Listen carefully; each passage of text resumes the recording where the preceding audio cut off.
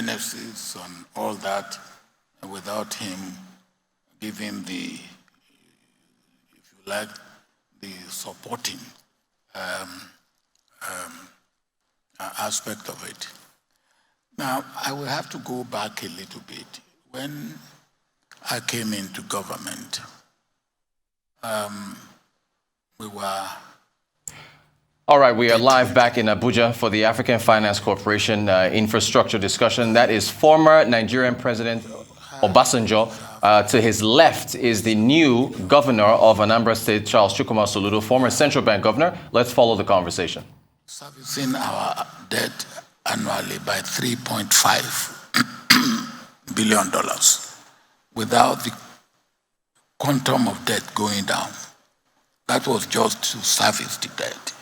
We are not paying any of the any part of the principal.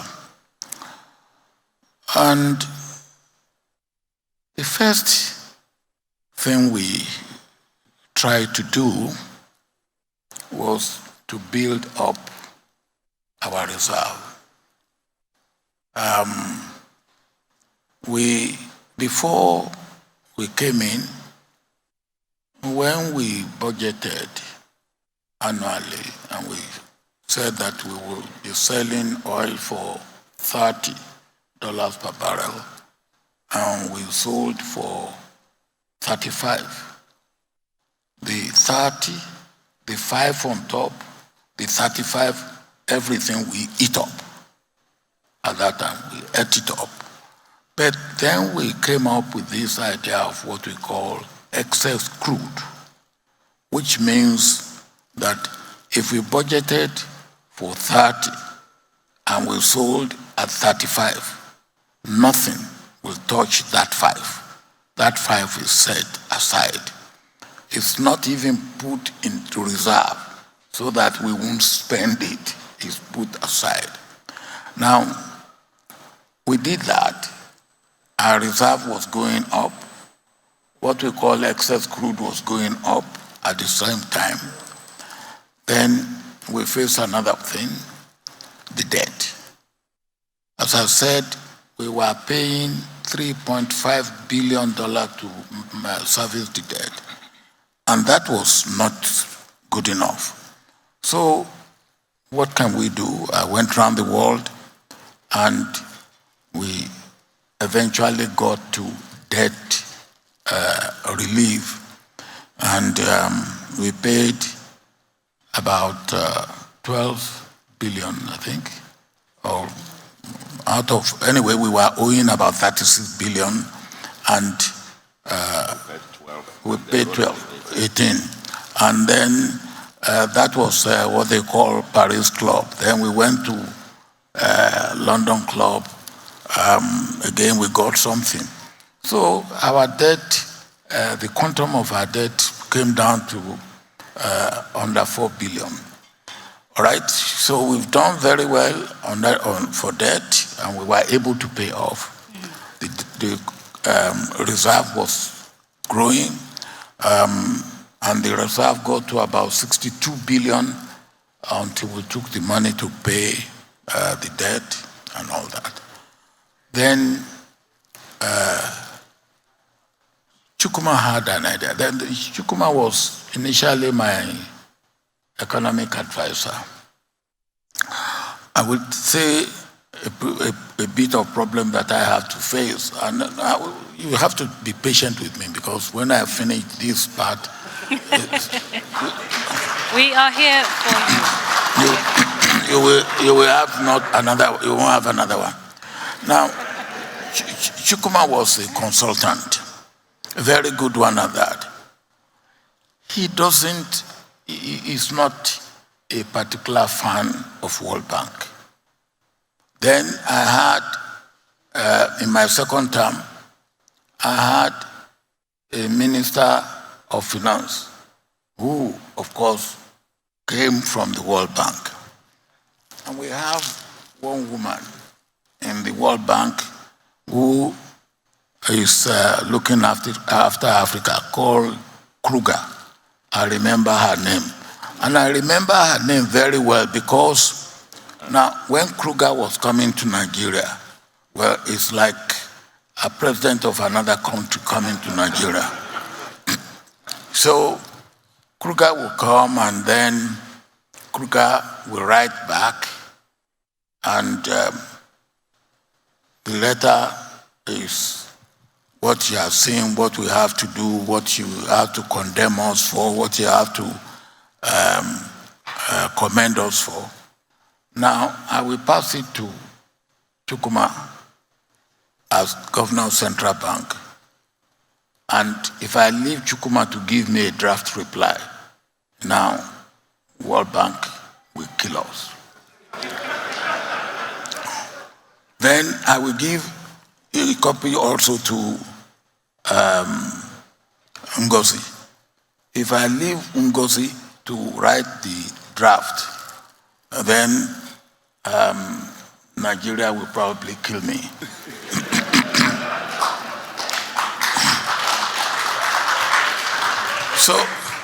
So I will ask Chukwuma to give me a draft, Ngozi to give me a draft, and I will take the two drafts and spend a night on it.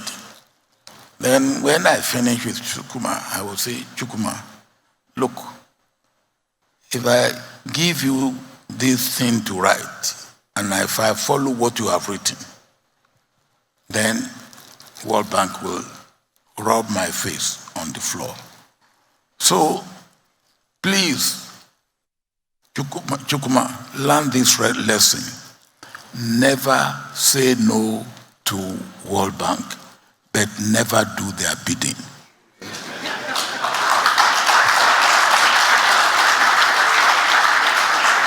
And that is the way we manage.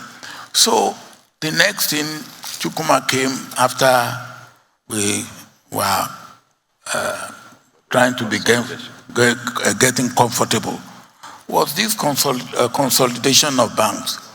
Actually, that day, I think I was going to council meeting, and he came. He said, $200 million per bank. I said, why 200? 200 is not right. Let's just make it 250. And I think we make it 250. No, 200. Oh, 200. It was still 200. Well, maybe I wanted to make 200 and 250, and you make the case for 200. Anyway, we went into banking consolidation. And as we were finishing banking consolidation, there was another thing we did, banking consolidation. We moved from, I think, 87 banks to about 25 or 26 banks. They were strong.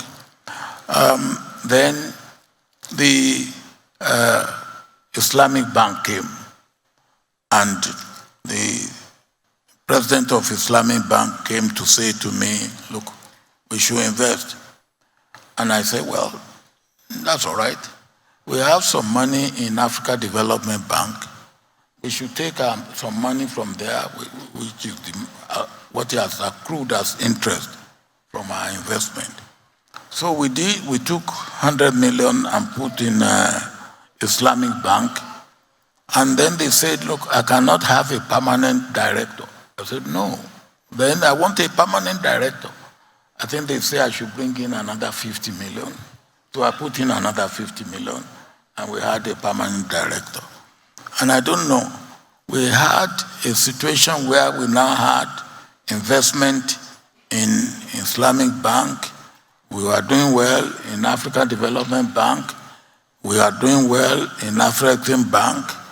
And then, of course, our debt has been managed. Our banks, commercial banks are doing well. And then, of course, Chukwuma is never tired of coming with all sorts of problems and ideas. So one day he came again and said, well, there's this idea World Bank and all, African Union had been toying up with and all that. I said, well, what are you doing with what African Union have been toying with? Leave that. Then he said, let me explain to you. He explained to me. And after he explained, I said, well, go and put it in writing. I think that was the beginning. Maybe he will be able to tell the rest. But so that's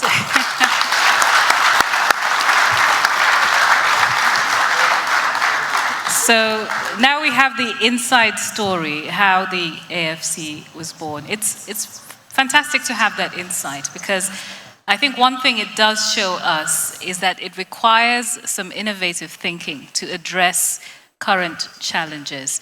And Governor, if I can come to you to pick up. Thank you very much. Thank you very much, and thanks for having me. And thanks to Smiler and the AFC family for putting this together. 15-year-old child. It's an adolescent and growing, and I think when I look back and go back in time, it's as if it happened yesterday. And I want to especially thank I don't just say former president, my boss. I learned under the feet of the master. And if you see me doing whatever we do today, we were just reminiscing a few moments ago. The AFC is a summary, in my view, a metaphor for what Africa needs to move forward. We are the last in terms of the development frontier. And Africa cannot afford incremental organic growth. We've got to be running at the speed of 1,000 kilometers per hour, even if others are now going at 100 or 200. It will require heavy, serious disruptive thinking, and, if I might say, extraordinary execution for it to happen. And this is what AFC, in my view, summarizes. This is the whole history of it. I think after the 10th anniversary, quite a number of people, the former US ambassador and a whole lot of others were urging me to write the story. And Dele Olojede, that's him, Dele? Yeah, came and the AFC commissioned a book. And I was asked to write the chapter on the founding of the AFC. And so we put it all down, but I haven't seen the book. So if you, AFC, Smile, I don't know where the book is. Because if with that, we don't even need to go through this background about the dates, what happened, and so on and so forth. But let me say something in tribute to our president, because what Africa needs, you need leadership. You need leadership. You need leadership. You need a team that is capable, a vision, and then, of course, execution.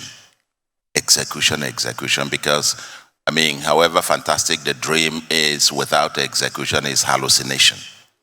And now, in this case, just like the president said, following the successful consolidation of the banks, the next big thing was then to have the real sector across Africa to be enabled, energized. But they weren't going to be energized with the short-term finance from the commercial banks. You needed a financial infrastructure to provide long-term financing to be able to unlock the opportunities in the private sector of Africa, and the infrastructure. So, on the fateful morning of 13th February, I remember like yesterday, I went to Baba again. This is the president who, and your third sentence, he grasped the idea, extremely, very smart.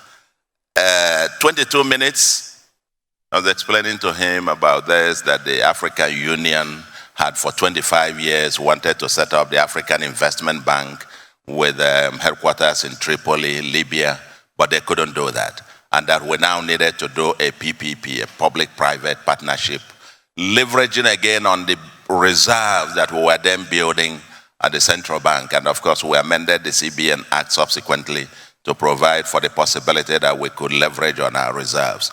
to unlock the opportunities in infrastructure. And as we explained this, he said, now he got it. Because, in his small room, you sit next to him. Once he gets it, he will tap you. He will just hit you. Yes. Let's go on. Go on. You need, very rarely, you find leaders like this who gets it. He was, and still is, in extreme haste to get Africa moving. And that's why I say Africa is in a haste to move. And just like we're today at the Transcorp, at some other day I will tell you the story about Transcorp.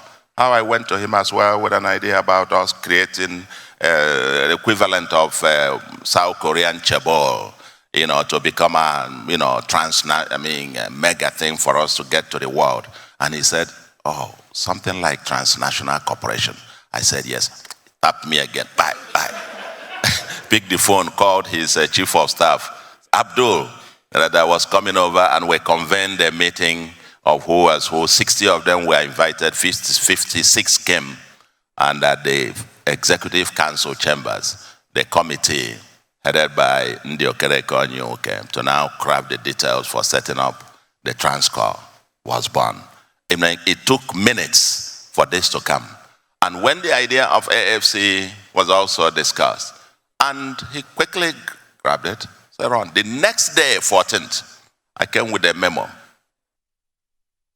suggesting 9 names to constitute the steering committee with myself as the chair. On the spot there, he just grabbed it, approved. That's what he said. We went to work.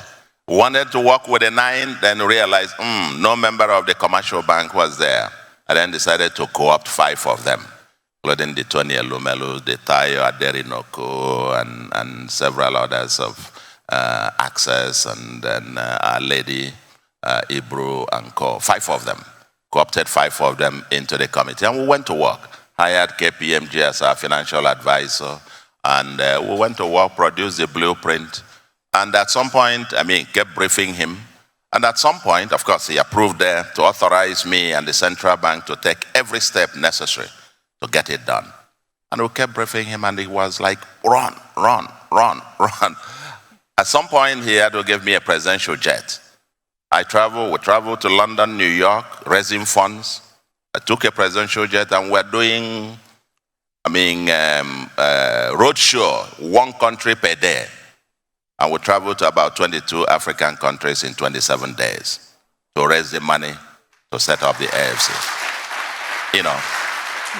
And as we got on today, so that in 15 months,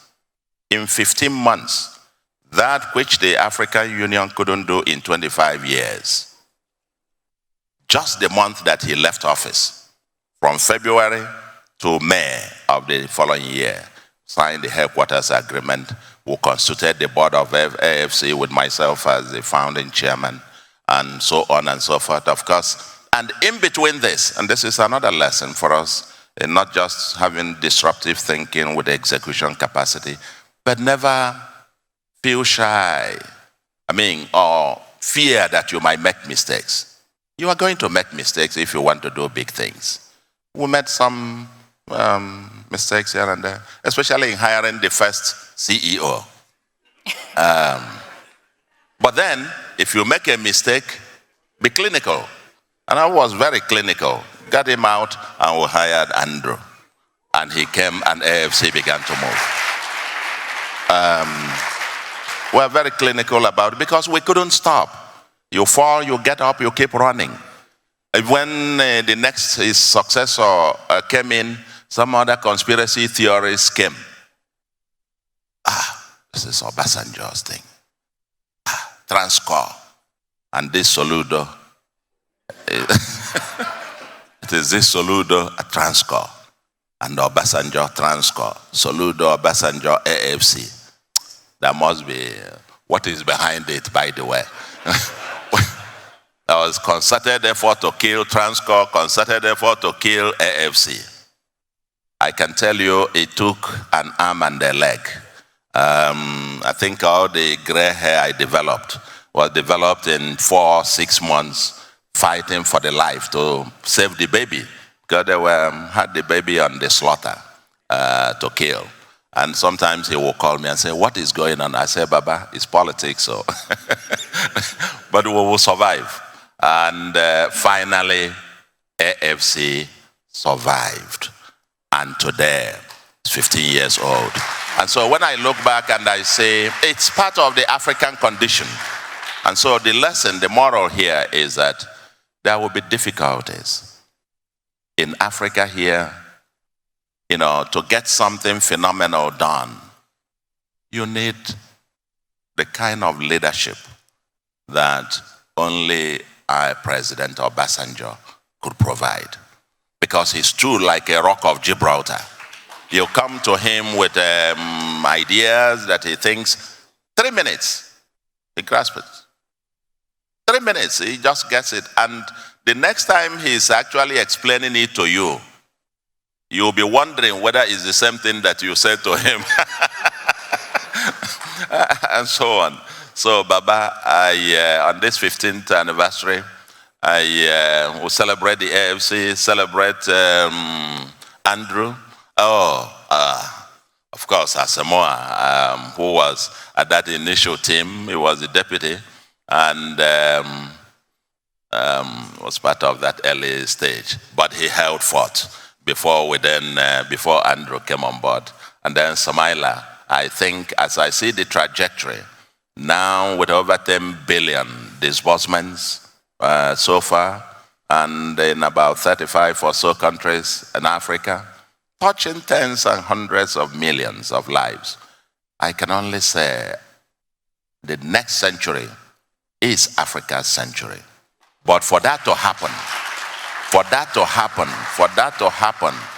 we need many, using AFC as a metaphor, 1,000 more of such disruptive changes. And teams that believe in Africa, leadership that believes in Africa. And may God give us many, many more President Obasanjos in Africa. Thank you very much. Thank you.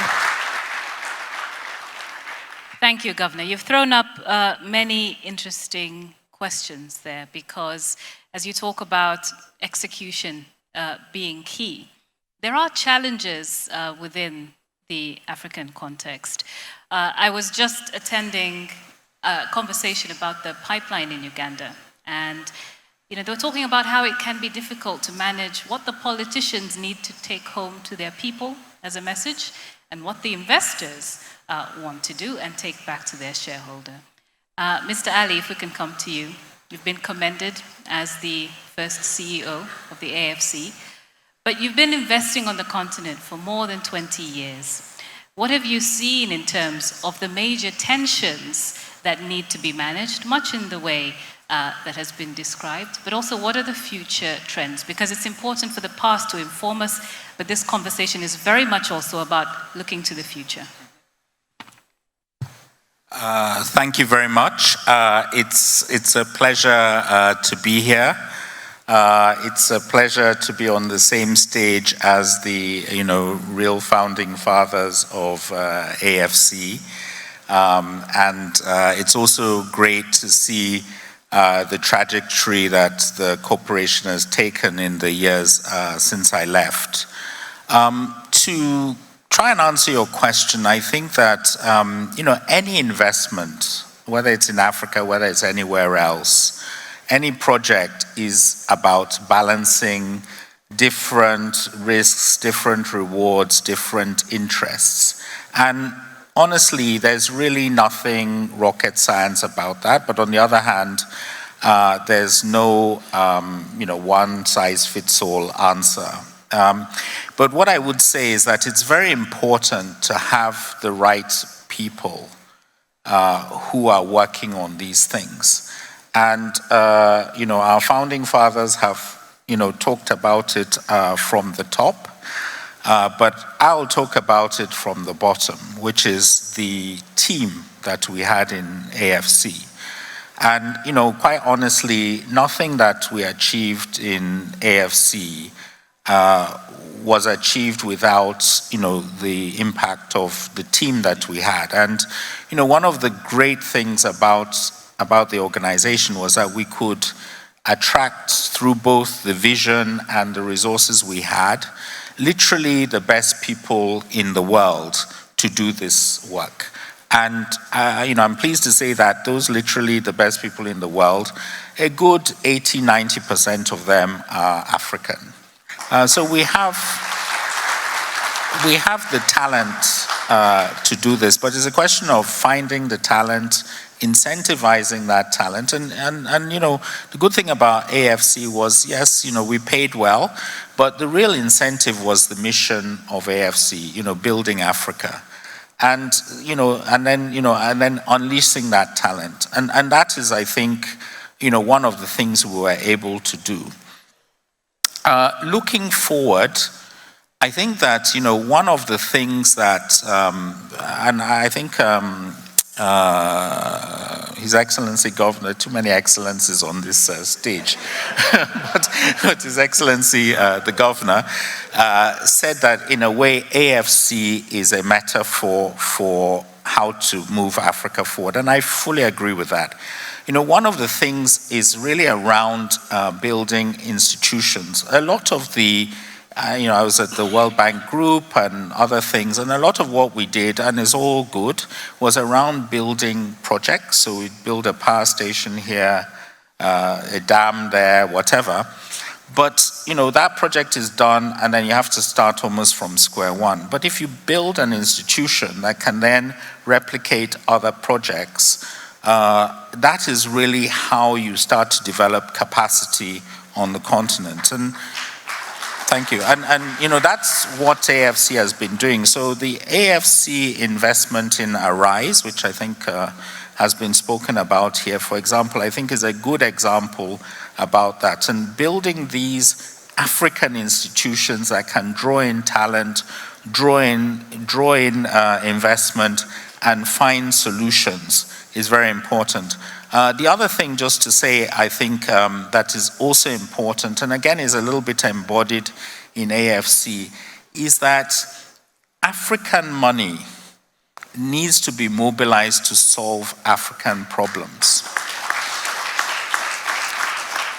The initial capital of AFC was essentially all African. We found $1 billion on the continent and put into this thing.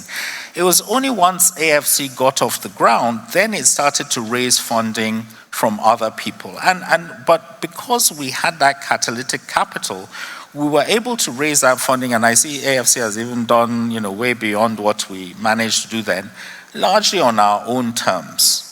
And that then gave us the flexibility to do other things. And so, so some of the initiatives that AFC is doing, also things like the InfraCorp initiative that Nigeria is doing, I think are very important.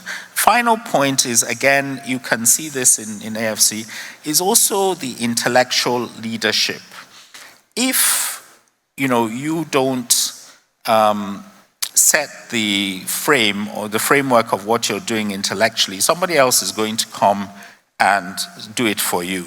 That's why I think the white paper on this COP is very important, because we are now setting the framework of how we want to do it, and it's not other people who are going to tell us what to do.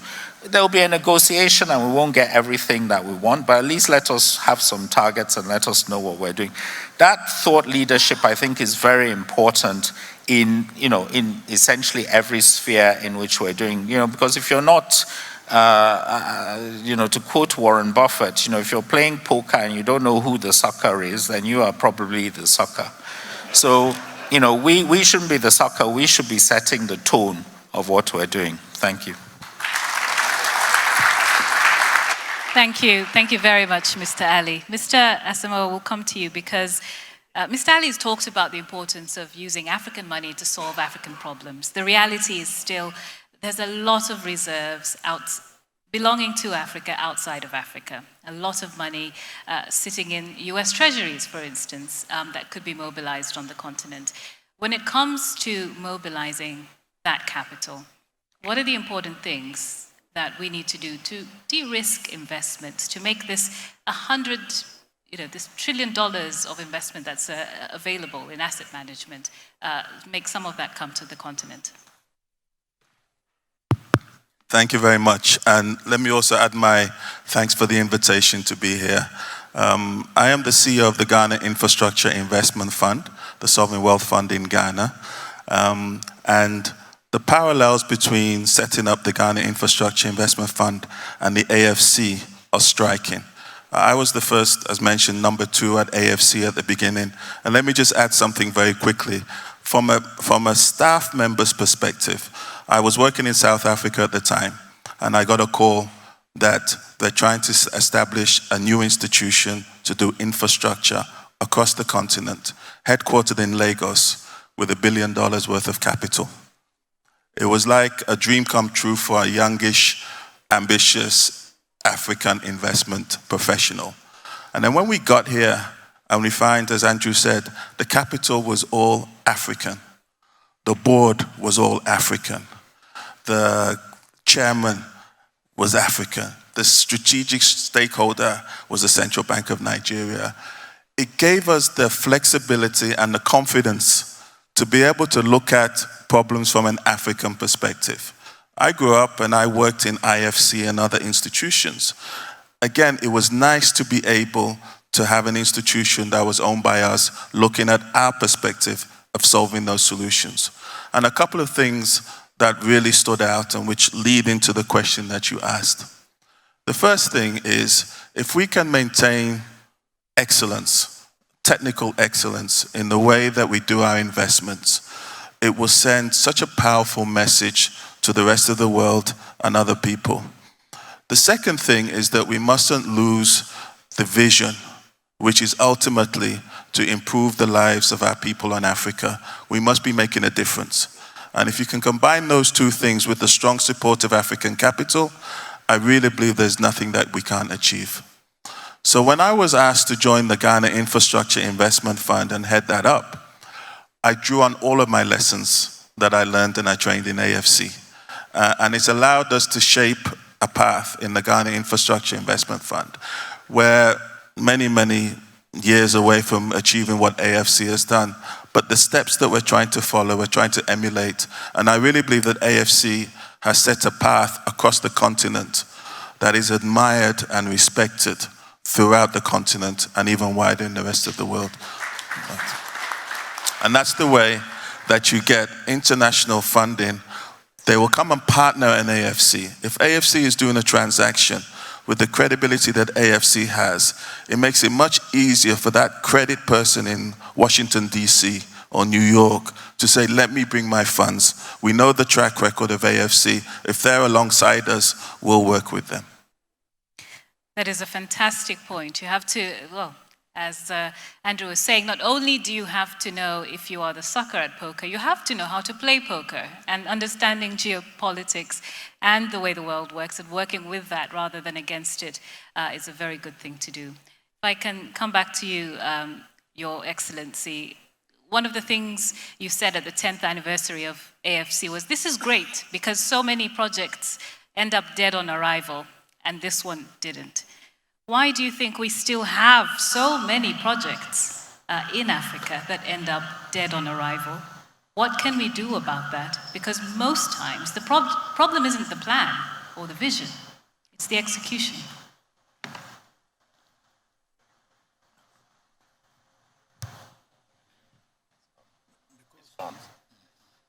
It's on.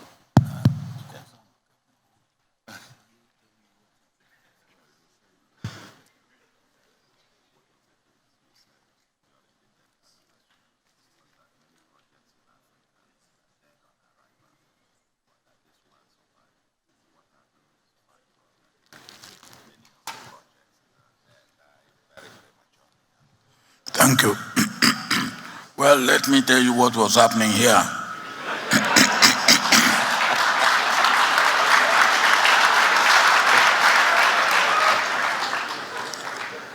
When I won election as a democratically elected president,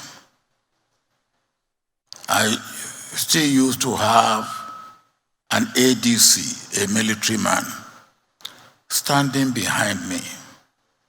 Then there's this little girl, I think it's about 4-year-old. So he used to ask her parents, but you say we now have a civilian government. Then the parents will say, yes, but what is that man standing behind the president in uniform? What is he doing? So the parents couldn't satisfy her, explaining to her. So one day they came to me and said, look, we have this problem in our family. This little girl. Oh, I said, well, little girl, what do you want to know?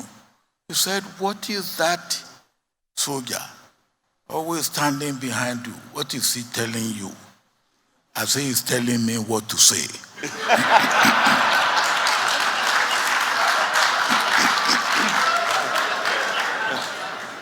Well, Chukuma has just told me what to say.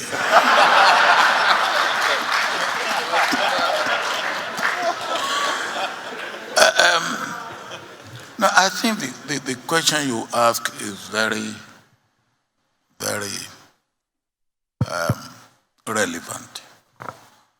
And from what Chukuma said, what I said, and what Andrew particularly said, you can see why many projects fail. From what I said, Chukuma brought an idea. I bought the idea. But when I bought the idea, it ceased to be Chukuma's idea. I stole it from him. Then I drove it. But as I was driving it, I was carrying him along. Go out, here is plane, because if you have to go through Africa in 27 days, 22 countries, it will take you 2 months. Yeah. Because you have to go to Europe and come down and all that. So here is plane, go. Now, there's that drive. Do you have the drive to get a project, no matter how good it is, off the ground and run with it? Run, literally run with it. That's number one. Number two, continuity. And as you heard, we nearly got AFC and even Transcorp. We nearly got them killed by my successor. And what they are saying is they got the railway not to continue, because if we have been able to get the railway going the way we managed to get AFC and Transcorp going, the situation will not be what it is today. Now, that continuity, and they ask, and there's no reason why you shouldn't. Why did Obasanjo? And as you heard, it took us about 15 months before we get to the point of getting it going. Oh, the month is going, or a month before he was going, he now he signed this, or he established this. What is in it for him? What is in it for Soludo? They even went with the railway, they went to China and said, look, what you are going to give us loan, how much of this loan is bribe for Obasanjo? And the Chinese said, are you well? How can we give loan and include in that loan bribe for anybody? Well, so continuity, and that is very, very important. Now, if he had left at the time I left, probably AFC will have been dead and buried by now. So continuity. Then, as Andrew said, you need, and I learned that when I was president, you need the driver at the top, but you also need the people who make things happen immediately following. So you have that in him, in Andrew when he came. They are very important.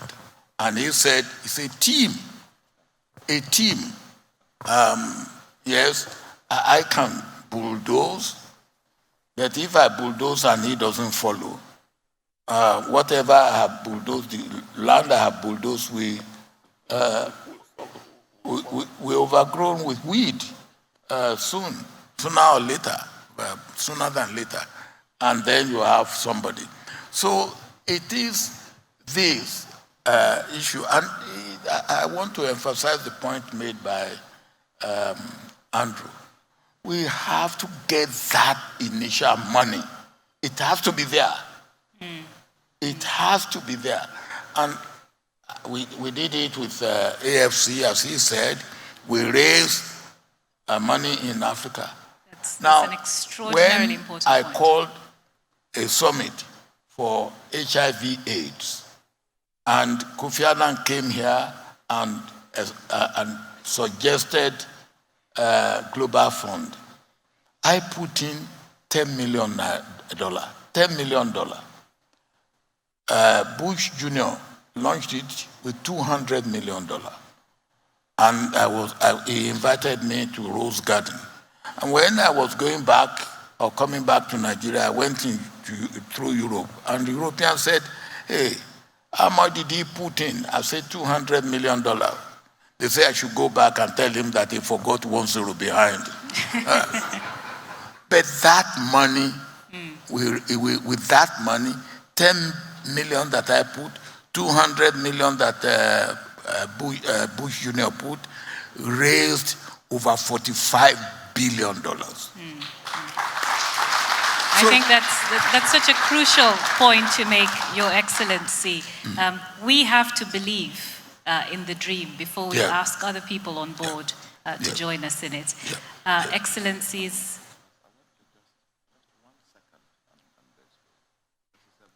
Okay, Governor, we'll give you exactly 1 second because I'm getting the evil eye. Okay. I have a big announcement.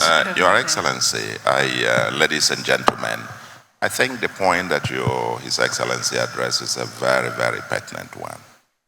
Part of the problem in Africa, especially in the public sector, let me be very blunt about it, is that, you see, is this question the point that he made, what is in it for me, or what is in it for him?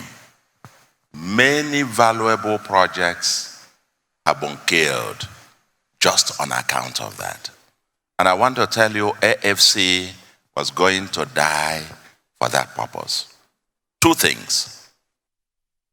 Part of the inquiry after you left was that people thought, come on, there is no way they would have gone into this Soludo. There must be. And in fairness, I must say, at the last meeting of the steering committee at Echo Hotel, Aliko, who was a member, did propose that I should be given what is called sweat equity.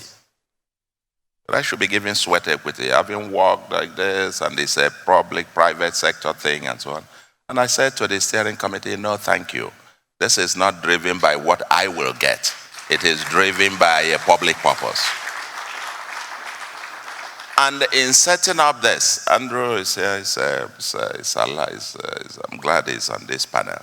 You realize that other than the board, after the decision to hire him, not one day did I call him as chairman of the board to say, here is this person you have to hire.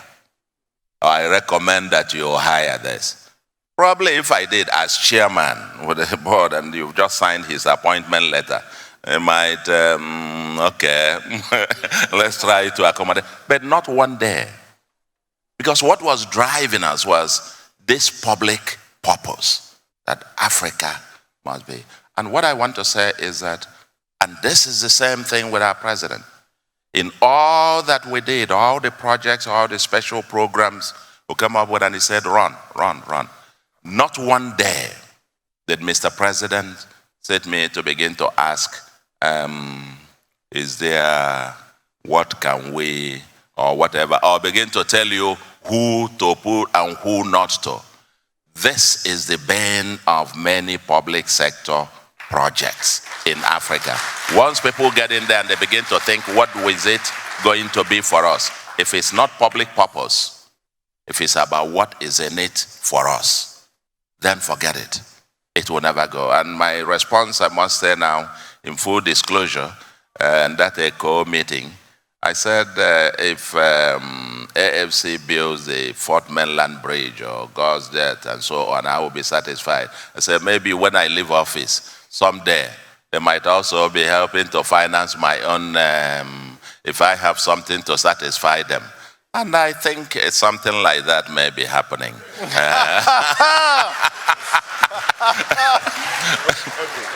But you still have to go through the eye of the needle with Samaila there looking with four eyes and so on.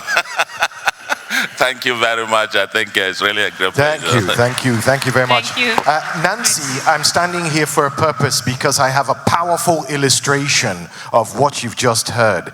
We're going to very briefly announce AFC's $2 billion economic resilience facility.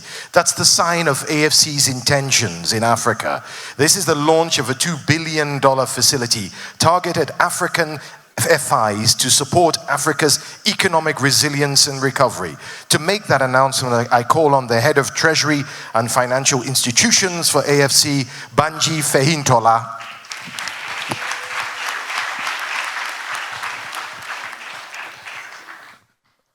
Thank you, Mark, Your Excellencies, distinguished guests, ladies and gentlemen. As we all know, in the last 2 to 3 years, Africa has grappled with so many challenges. COVID, we all know what happened. More recently, we've had the issue of Russia, Ukraine. And since the beginning of the year, it's been very turbulent time in the financial markets generally.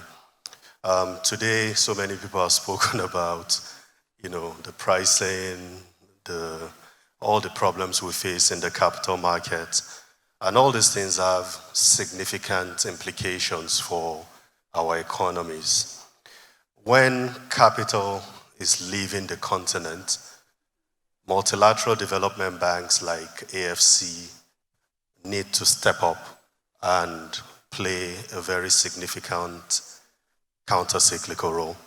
And it's against that backdrop that on the 1st of April, during our stakeholder event in Lagos, the president and CEO of AFC, Samaila Zubairu, made an announcement of AFC providing support through an African Economic Resilience Facility. The facility is $2 billion in total. AFC is committing on its own to fund at a minimum $1 billion of that. Thank you. And more importantly, we want to use our network and our strong investment grade rating to mobilize the balance from the rest of the world. And, since this news went out, I've got many calls from partners around the world who want to partner and use our platform to also intermediate and provide capital to the continent. And I think that's the kind of value that AFC brings in this discussion. The facility itself will be disbursed through financial institutions across the continent, so be it commercial banks, regional development banks, central banks. And the whole intention is that as people apply for this facility, we would, again, one of the mantra in AFC is the speed. We would, as a matter of urgency, process those applications online. It's going to be online through our website. we would process those applications through our investment process with a very speedy turnaround time, because the developmental work ahead of us is urgent. And at AFC, we really feel that the continent needs a lot of urgency in the deployment of capital. Earlier on, we hosted a lunch where we discussed this, but I'm proud that we're making this announcement here at the plenary. And we certainly look forward to partnering with everyone of you, any financial institution, funding partner, whatever it is that you're interested in helping Africa to build a more resilient economy. We are looking forward to partnering with you in implementing this program. So thank you so much for listening, Your Excellencies, and we are here to continue the discussion. Thank you. Thank you very much, Banji, for that. A $2 billion facility. Now, before we go, this is actually the last session in this room before we turn the room around for the gala dinner later this evening. So before I allow you to go, I just want to tell people in the room that the sessions continue as side sessions. And the side rooms are in the next building. Anybody familiar with this building will know you have to walk over to the mezzanine area of the next building. And inside room 1, we have energy and natural resources. And side room 2 is nurturing Africa's tech hubs. Side room 3 is a virtual launch of what you just heard, the $2 billion facility. And then in the boardroom, we're talking about domestic resource mobilization, exactly. But that's an invite-only event. At 6 p.m., there'll be cocktail receptions in the main hotel, in the mezzanine area. I'll see you there. I think I need a cocktail by 6 p.m. And then later on in the evening, we'll be back here at 7:30. This room will be transformed. We'll have music, dance, and we'll make more friends. But now I'll just end by, Nancy, if you could invite your panel to stand, and if I could invite Samaila Subairi to join us. This is a picture moment, if ever there was one. I know that energy levels are low now, considering how long we've been sitting down here, but I just want the tempo of your clapping to reach the satisfaction level that you have for what you just heard. They are satisfied. They are satisfied. Okay, ladies and gentlemen, that is your final panel, and I'll see you in the side rooms right now.